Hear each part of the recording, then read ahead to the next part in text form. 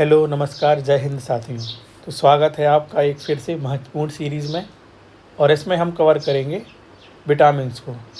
आपको पता होगा कि हमने पोषण माइक्रो और मैक्रो की एक वीडियो अपलोड कर दी है, लेकिन वो वीडियो बड़ी होने के कारण मैंने आपसे बोला था कि एक विटामिन्स की एक मैं अलग से विटामिन्स की मैं एक अलग से वीडियो आपके लिए अपलोड करूँगा। तो आज वो वीडियो हाजिर है और इसमें हम जो विटामिन्स के जो अति महत्वपूर्ण फैक्ट होंगे हम उनको सारों को कवर कर लेंगे। आपका एक भी क्वेश्चन विटामिन से एग्ज़ाम में बाहर नहीं जाएगा, ये मेरी गारंटी है ना। सरल से सरल, कठिन से कठिन हर क्वेश्चन आप पे विटामिन का बन जाएगा, है ना। तो आपको ये वीडियो शुरू से लेके लास्ट तक पूरा देखना है।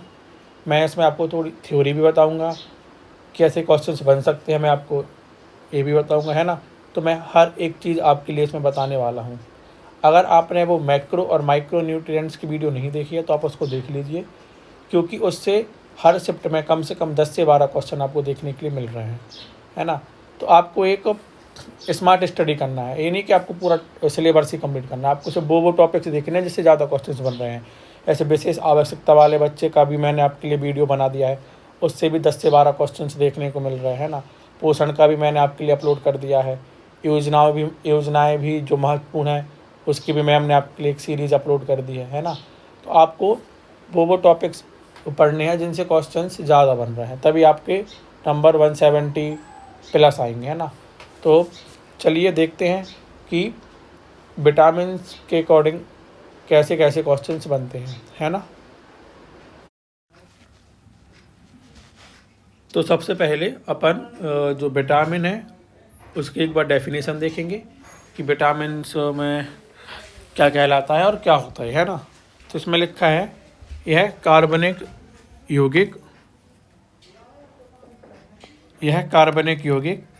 जिनकी आवश्यकता शरीर को अल्प मात्रा में होती है।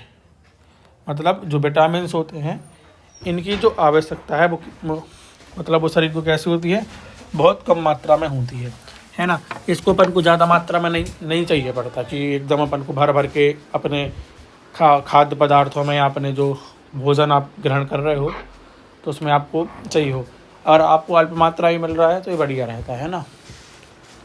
अब ये आ जाएगा क्वेश्चन कि भैया इसका नामकरण किसने किया। देखो, बहुत से बच्चों को कन्फ्यूजन रहता है कि सर नामकरण और खोज किसने किसने की, है ना। तो याद रखना है कि नामकरण पूछेगा तो आपका फंक आएगा, और अगर खोज पूछेगा तो क्या आएगा, हॉपकिंस आएगा, है ना। आपको खोज में फंक लगा के नहीं आना है। नामकरण पूछेगा तो आपको फंक लगा के आना है, और अगर खोज पूछेगा तो आपको क्या लगा के आना है, आपको हॉपकिंस लगा के आना है, ठीक है। अब देखिए, दो प्रकार के विटामिन होते हैं। एक तो होते हैं जल में घुलनशील और दूसरे होते हैं आपके किस्म में वसा में घुलनशील। तो आपको सिर्फ एक चीज़ याद रखना है, जो जल में होते हैं वो बी और सी होते हैं। कौन होते हैं, बी और सी। बाकी इसके अलावा जो भी विटामिन आ जाए वो सारे किस्म घुलनशील होंगे, आपके वसा में घुलनशील होंगे, ठीक है। तो इतना आपको समझ आ गया है। अगर नामकरण पूछे तो आपको फंक लगा के आना है, और अगर खोज पूछे तो आपको हॉपकिंस लगा के आना है। दो प्रकार के होते हैं, जल में घुलनशील और वसा में। जल का के लिए आपको याद रखना है बी और सी होते हैं जल में। बाकी कोई भी विटामिन आ जाए वो आपको किस में घुलनशील होगा, आपका वसा में घुलनशील होगा। इतना आपको समझ आ गया है। चलिए अब बात करते हैं विटामिन ए की। तो सबसे पहले तो रासायनिक नाम आपको जितने भी विटामिन हैं उनके याद होना चाहिए। तो विटामिन ए का रासायनिक नाम है रेटिनॉल। क्या है, रेटिनॉल। और इसका अगर पूरा नाम बात करें तो पूरा नाम इसका क्या है, तो एक्सेरोफाइटल। क्या है, एक्सेरोफाइटल रेटिनॉल। तो मैं आपको बोलूँगा कि आप इसका पूरा नाम याद कीजिए, क्योंकि एग्ज़ाम में टफ करने के लिए आपको रेटिनॉल तो मिलेगा लेकिन आगे का नाम चेंज कर देते हैं ना। तो क्या है इसका पूरा नाम, एक्सेरोफाइटल, है ना। खोज किसने की विटामिन ए की, तो मैक्यूलम ने। किसने की इसकी खोज, मैक्यूलम ने की। अगर आपसे पूछे कि संक्रमण रोधी विटामिन कौन सा है, कौन सा संक्रमण रोधी, तो वो कौन सा हो जाएगा, आपका विटामिन ए हो जाएगा। संक्रमण रोधी कौन सा है, आपका विटामिन ए हो जाएगा। विटामिन ए का रासायनिक नाम मैंने क्या बताया, रेटिनॉल। पूरा पूछे अगर तो एक्सेरोफाइटल लगाना, खोज पूछेगा तो मैक्यूलम, और अन्य नाम इसका क्या है, संक्रमण रोधी विटामिन भी इसको बोलते हैं। अब देखो रोग, एग्जाम में सबसे ज़्यादा इसके रोग से ये भी क्वेश्चन आ रहे हैं। तो अगर आपको आ जाए रतौंधी, रतौंधी को बोलते हैं नाइट ब्लाइंडनेस, तो ये किसकी कमी से होता है? विटामिन ए की कमी से होता है। अगर शरीर के भार में कमी आ जाए, त्वचा की कोशिकाओं व कॉर्निया से संबंधित रोग जैसे जरोप्थैलीमिया, तो अगर आपसे रतौंधी आ जाए या जरोप्थैलीमिया आ जाए तो वो क्या हो जाएगा? विटामिन ए की कमी से होने वाले रोग हैं। मतलब आँखों से जितने भी संबंधित रोग आ जाएं तो वो आपके किसकी कमी से होंगे? विटामिन ए की कमी से आपको होने वाले हैं। अब देख लेते हैं कि विटामिन ए किस किस सब्जियों में, खाद्य पदार्थों में पाया जाता है।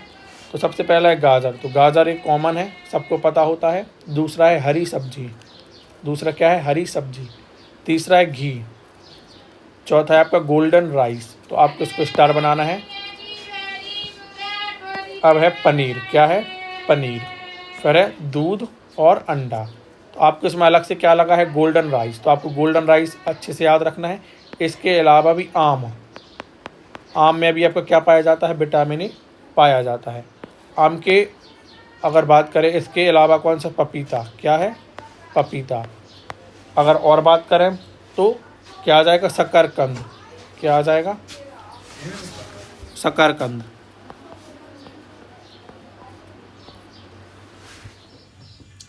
है ना, तो शकरकंद तक हो गया।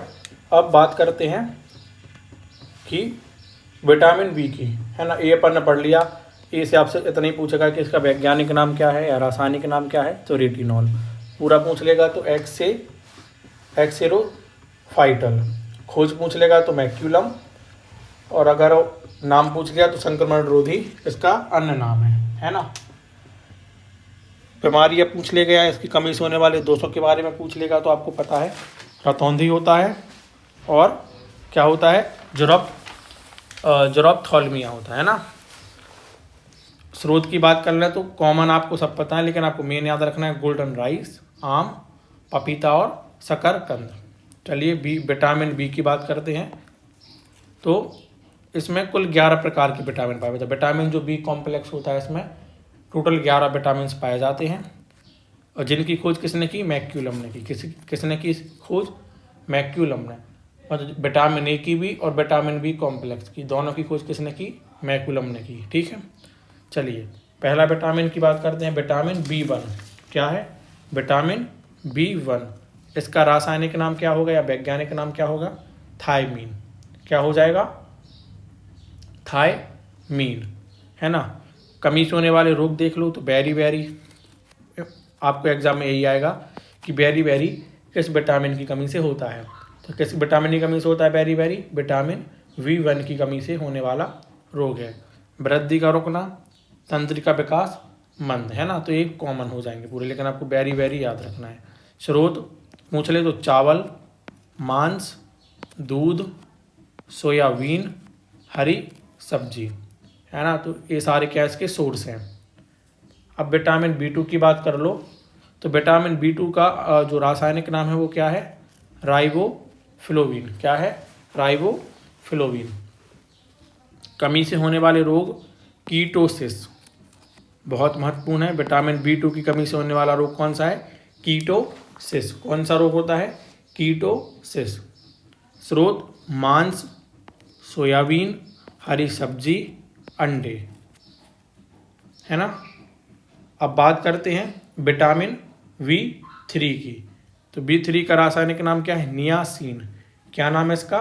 नियासिन। तो कमी से होने वाले रोग देख लो, पेलेग्रा। ये पेलेग्रा शायद कल या परसों की शिफ्ट में पूछ लिया गया है कि पेलेग्रा किस विटामिन की कमी से होता है, तो विटामिन B3 की। इसको 4D सिंड्रोम भी बोलते हैं। क्या बोलते हैं? 4D syndrome. पाचन शक्ति में कमी होना, मानसिक विकार इत्यादि भी इससे होने वाली बीमारियां हैं। स्रोत की बात कर लो तो गन्ना, हरी सब्जी, मांस, सोयाबीन, दूध और अंडे, है ना। अब बात कर लो किसके बारे में, एक सेकंड इसको साफ कर दूं। हाँ, विटामिन B5। तो विटामिन B5 का नाम क्या है? Pantothenic acid. कौन सा एसिड? Pantothenic acid. इससे क्या होगा, इससे आपके जो बाल होंगे वो सफ़ेद होने लगेंगे, है ना, चर्म रोग होने लगेगा, जनन शक्ति में कमी आएगी। तो ये सब चीज़ें विटामिन B5 की कमी से होने लगती हैं, है ना। तो विटामिन B5 इतना महत्वपूर्ण नहीं है, बस आपको इसका रासायनिक नाम पता होना चाहिए। रासायनिक नाम है पेंटाथोनिक एसिड। क्या होता है इसका रासायनिक नाम?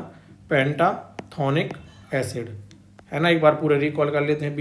विटामिन B1 का नाम थायमीन, B2 का नाम राइबोफ्लोविन, विटामिन B3 का नाम नियासिन और विटामिन B4 इसमें यानी विटामिन B5 का पेंटाथोनिक एसिड। B1 से होने वाली बीमारी बेरी, B2 से कीटोसिस, B3 से पेलेग्रा या 4D सिंड्रोम, है ना। चलिए नेक्स्ट है विटामिन B6। तो B6 को क्या बोलते हैं? पायरोडॉक्सिन। क्या बोलते हैं? पायरोडॉक्सिन। क्या बोलते हैं इसको? पायरोडॉक्सिन, है ना। चलिए, अगर आपको क्वेश्चन आ जाए कि रात के सपने याद नहीं रहते, मतलब ये पूछ लेगा कि किस विटामिन की कमी से जो रात के सपने होते हैं वो याद नहीं होते हैं, तो कौन सा विटामिन है वो? विटामिन B6, है ना। त्वचा संबंधी रोग हो गया, उपापचय बिगड़ जाना या मरोड़ पड़ना। और आपको पूछे कि आपको मरोड़ पड़ रही है तो कौन सी विटामिन की कमी से है? Vitamin B6 pyridoxine.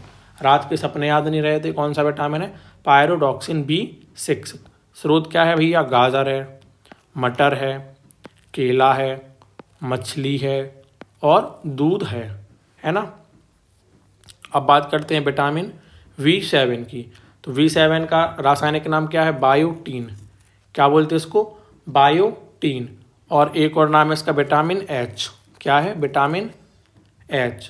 बायोटीन आ जाए या विटामिन H आ जाए तो क्या होगा उसका सही आंसर? Vitamin B7। क्या हो जाएगा? B7। अब रोग देख लो तो लकवा, अगर आपसे पूछ रहे कि लकवा लगना B7, बालों का झड़ना, ये महत्वपूर्ण हो जाता है कि बाल झड़ते हैं तो किस विटामिन की कमी से झड़ते हैं, तो विटामिन B7। एनीमिया और मांसपेशियों में दर्द, तो आपको मेन इसमें याद रखना है बालों का झड़ना, इसका अन्य नाम है विटामिन H और बायोटीन, है ना। और B6 में आपको इसका रासायनिक नाम याद रखना है पायरोडॉक्सिन। सपने याद नहीं रहते हैं किसकी कमी से? विटामिन B6 की कमी से। और मरोड़ पड़ती है पेट में तो वो भी किसकी कमी से? विटामिन B6 की कमी से, है ना। अब बात करते हैं विटामिन V8। तो V8 का रासायनिक नाम क्या है? एनोसिटॉल। क्या है? एनोसिटॉल। क्या बताया मैंने? एनोसिटॉल। मैं आपको एक चीज़ और बता दूं कि नोट कर लीजिए आप, मैं आपको B5 में नहीं बता पाया। जो विटामिन जो V5 होता है ना, वो किस विटामिन के संश्लेषण के लिए सहायक होता है? तो जो विटामिन B5 होता है वो कोएंजाइम, कौन सा? कोएंजाइम A के संश्लेषण में क्या होता है? सहायक होता है ना। तो आपको पूछ लेगा कि कोएंजाइम A के संश्लेषण में कौन सा विटामिन सहायक होता है, तो वो कौन सा है? Vitamin V5। कौन सा है? विटामिन V5, है ना। चलिए अब बात करते हैं विटामिन B8 की। तो B8 का मैंने रासायनिक नाम आपको बता दिया, क्या होता है? एनोसिटॉल। क्या होता है? एनोसिटॉल। रोग पूछेगा तो आंतों में संक्रमण हो जाएगा, तो ये आपको याद रखना है। पूछ लेगा कि आंतों में संक्रमण किस विटामिन की कमी से होता है, तो विटामिन B8। कौन सा? B8 मतलब एनोसिटॉल, है ना। चलिए B9 की बात करते हैं। तो B9 अति महत्वपूर्ण हो जाता है। इसका रासायनिक नाम तो पहले तो आपको याद होना चाहिए, रासायनिक नाम होता है फॉलिक एसिड। क्या होता है? Folic acid. क्या होता है? फॉलिक एसिड, ठीक है। अब इसकी कमी से एनीमिया होता है, इस आंतों में संक्रमण भी होता है और DNA का निर्माण करता है। तो आपसे पूछ ले कि DNA का निर्माण कौन सा विटामिन करता है, तो DNA का निर्माण विटामिन B9 करता है। कौन सा करता है? विटामिन V9 करता है ना। स्रोत क्या है इसका? कैसे निर्माण होता है? तो ई कोलाई द्वारा। किसके द्वारा? ई कोलाई द्वारा इसका क्या होता है?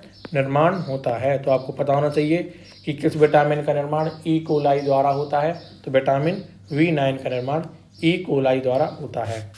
अब इसमें कुछ एक्स्ट्रा फैक्ट्स भी हैं तो वो आपको पता होने चाहिए। सबसे पहले तो ये प्रेग्नेंट वुमेन के लिए, किसके लिए? प्रेग्नेंट वुमेन के लिए क्या होता है, ये बहुत महत्वपूर्ण होता है, बहुत आवश्यक होता है। एक तो फैक्ट आपको याद रखना है। दूसरा इससे एक बीमारी होती है, कौन सी? न्यूरल ट्यूब दोष। कौन सी? न्यूरल ट्यूब दोष। तो प्रेग्नेंट वुमेन के लिए आवश्यक है। इससे एक बीमारी होती है B9 फॉलिक एसिड की कमी से, न्यूरल ट्यूब दोष। दूसरा, इससे एक और बीमारी होती है, कौन सी?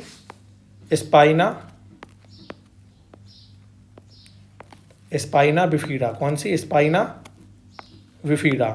तो आपको पूछ लेगा कि स्पाइना बिफिडा नामक जो विकार है वो किससे होता है, तो विटामिन B9 की कमी से होता है। इसमें एक और महत्वपूर्ण फैक्ट है कि इसका भंडारण कहाँ होता है, B9 का भंडारण। तो इसका जो भंडारण है लीवर में। कहाँ? लीवर में किस नाम से होता है, ये पूछ लेगा।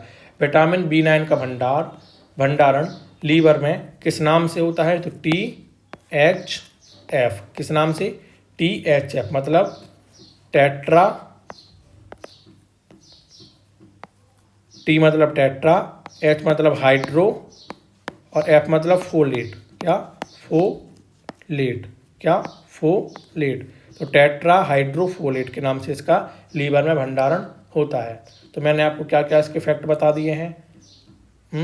मैंने आपको बता दिया कि तो प्रेग्नेंट वुमेन के लिए आवश्यक होता है। दूसरा, इससे न्यूरल ट्यूब दोष होता है। अगर इसकी कमी हो जाएगी फॉलिक एसिड की तो इससे कौन सा विकार उत्पन्न हो जाएगा? न्यूरल ट्यूब दोष नामक विकार इससे हो जाएगा, है ना। नेक्स्ट इसमें स्पाइना बिफिडा।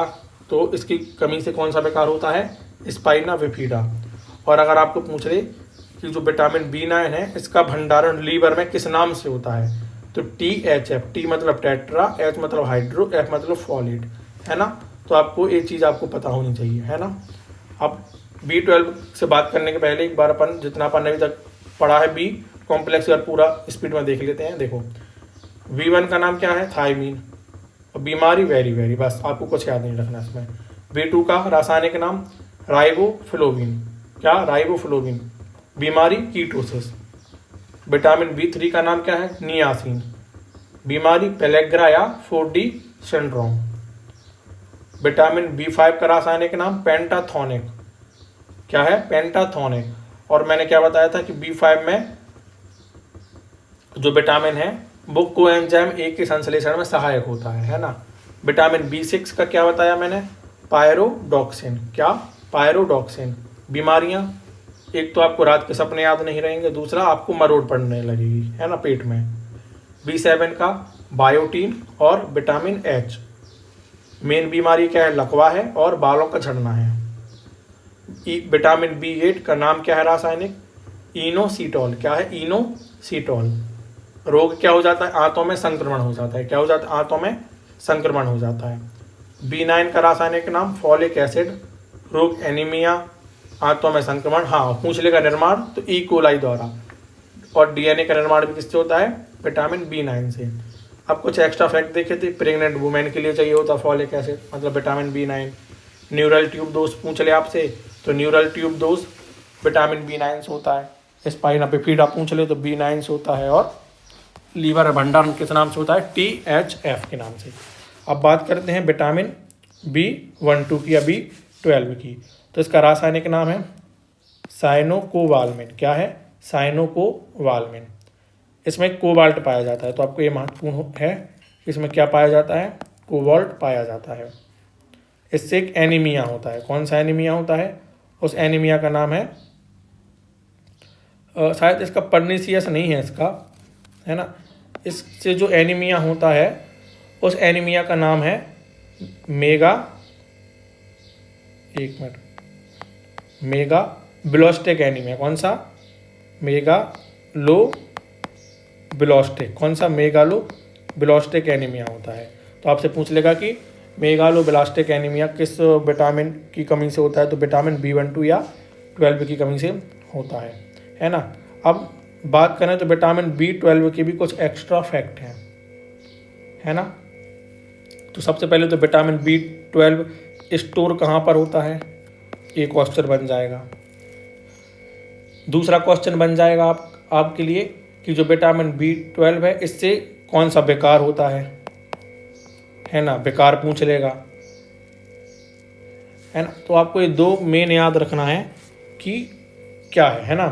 तो अगर आप स्टोर पूछ ले तो स्टोर कहाँ पे होता है विटामिन B12, लीवर में। कहाँ होता है स्टोर, लीवर में। और अगर विकार पूछ ले तो विकार कौन सा है, पेरीफेरल, कौन सा, पेरीफेरल न्यूरोपैथी, कौन सा, न्यूरोपैथी।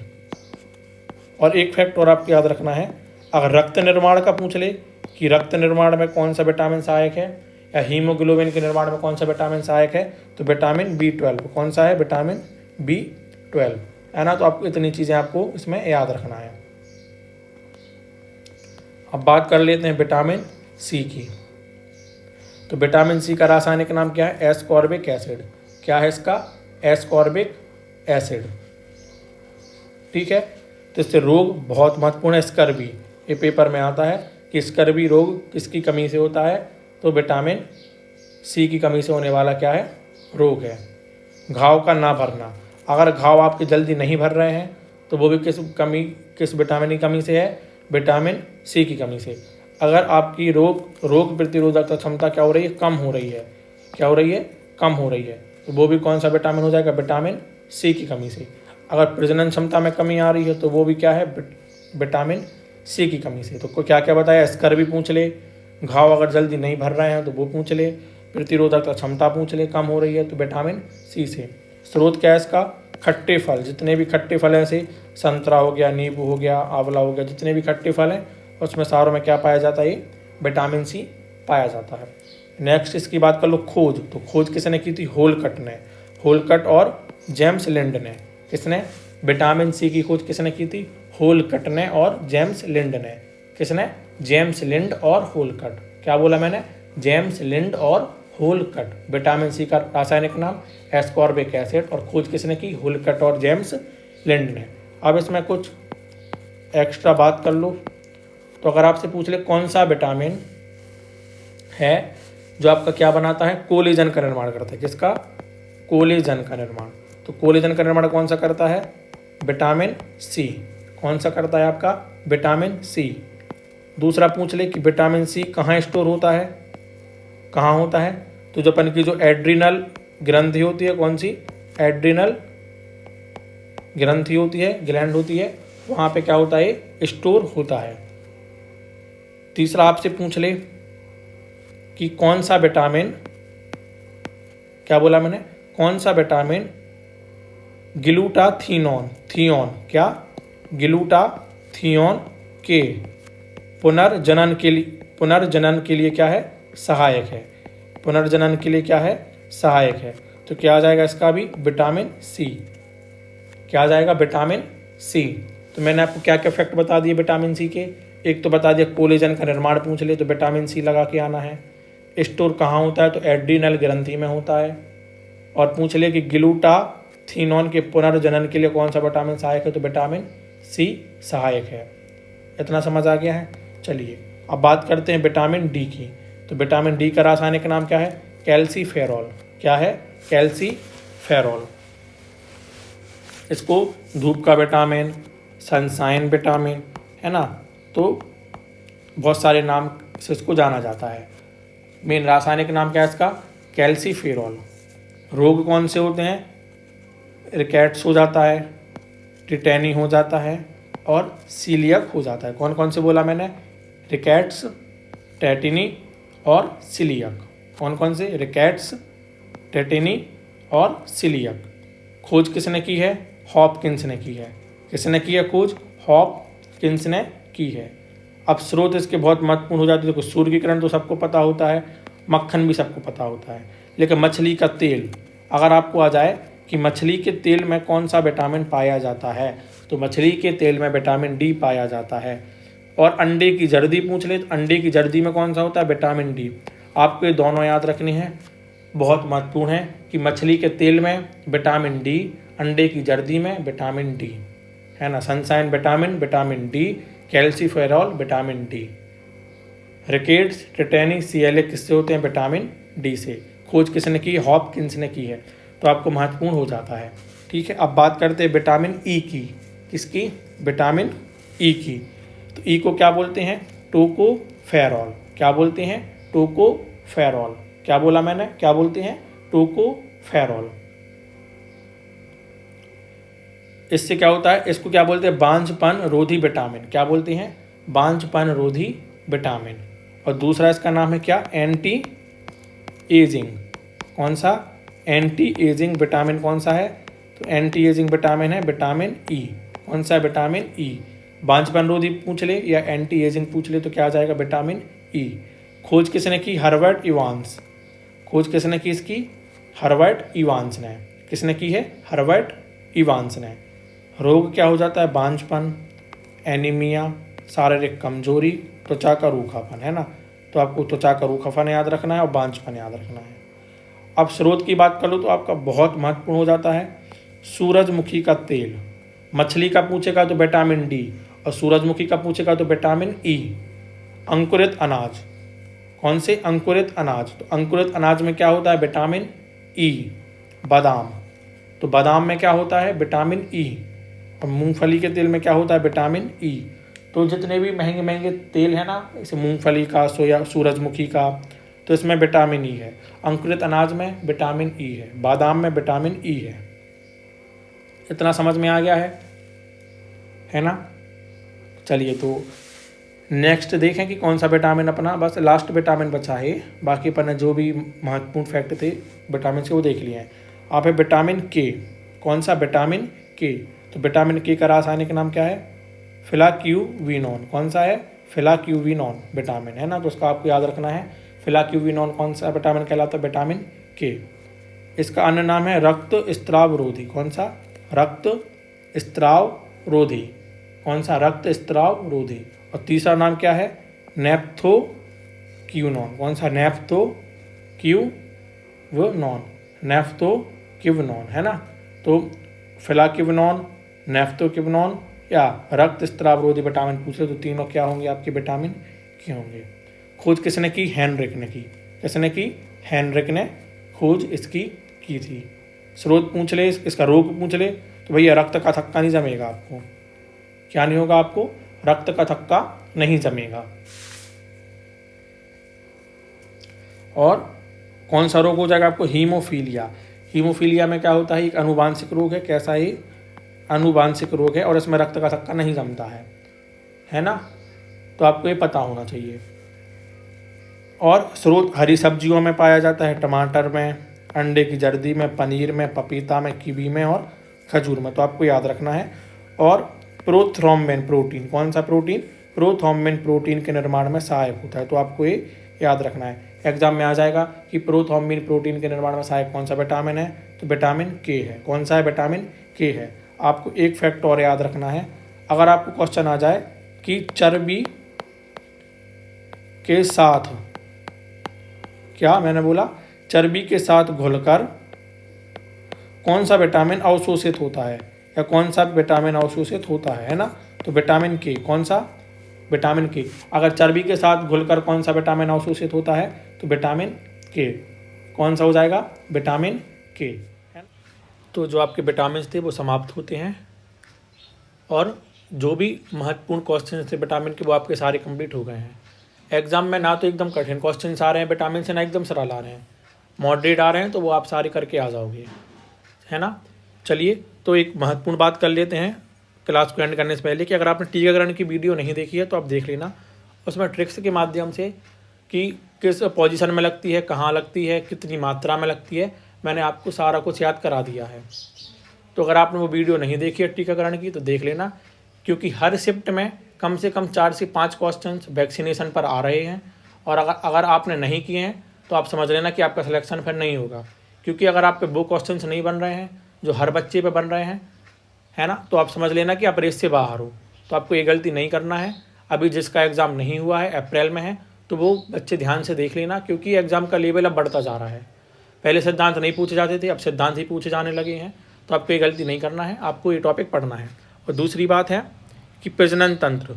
देखो, प्रजनन तंत्र एक बहुत कठिन टॉपिक हो जाता है, लेकिन मैंने आपको इसमें छठवीं से भी बात नहीं की करो। अगर 8वीं से बात करोगे तो 8वीं से लेकर 12वीं तक के जितने भी क्वेश्चंस बनते हैं प्रजनन तंत्र के, मैंने वो सारे आपके लिए कवर कर दिए हैं। इसके 2 पार्ट हैं, पार्ट 1 और पार्ट 2। तो आपको वो दोनों पार्ट देखना है और उसमें पूरे महत्वपूर्ण फैक्ट आपके लिए कवर कर दिए गए हैं। तो आपको वो ज़रूर देखना है, क्योंकि प्रजनन तंत्र से कम आपको 4 से 5 क्वेश्चंस देखने को मिल सकते हैं। और मैंने आपको पहले भी बताया है, अगर आप जो सबसे क्वेश्चंस बन रहे हैं, अगर आप पे वो क्वेश्चंस नहीं बन रहे हैं तो समझ लेना कि आप कहाँ से बाहर हो, आप रेस से बाहर हो, है ना। तो आपको ये गलती नहीं करना है। इसके अलावा भी और भी वीडियोज़ डली हैं, जैसे योजनाएँ डली हैं, तो योजनाएँ आपको मैम ने बहुत अच्छे से पढ़ा दिया है ना। अधिगम की अगर आपने नहीं देखा है तो अधिगम भी आप देख लीजिएगा। और इसके साथ ही एक बहुत महत्वपूर्ण चीज़ मैं आपको बताना भूल गया हूँ कि समझ पर आधारित प्रश्न, जैसे विशेष आवश्यकता वाले बच्चे हैं तो उसके मैंने आपको 50 क्वेश्चंस करा दिए हैं, है ना। शाला पूर्व शिक्षा और नेतृत्व के भी समझ से आधारित प्रश्न आ रहे हैं ना, तो मैंने आपको वो भी कंप्लीट करा दिए हैं। तो आपको वो सारी वीडियोज़ देख लेना है। और अगर आपको वीडियो अच्छी लगी है तो आपको लाइक करना है, कमेंट करना है। आपको जो भी टॉपिक पढ़ना है आप उसको कमेंट कर सकते हैं, और ज़्यादा से ज़्यादा आपको इसको क्या करना है, शेयर करना है। और साथ ही आपको चैनल को क्या करना है, आपको सब्सक्राइब भी करना है ना। तो चलिए मिलते हैं फिर मज़ेदार नई वीडियो में। तब तक के लिए जय हिंद, धन्यवाद।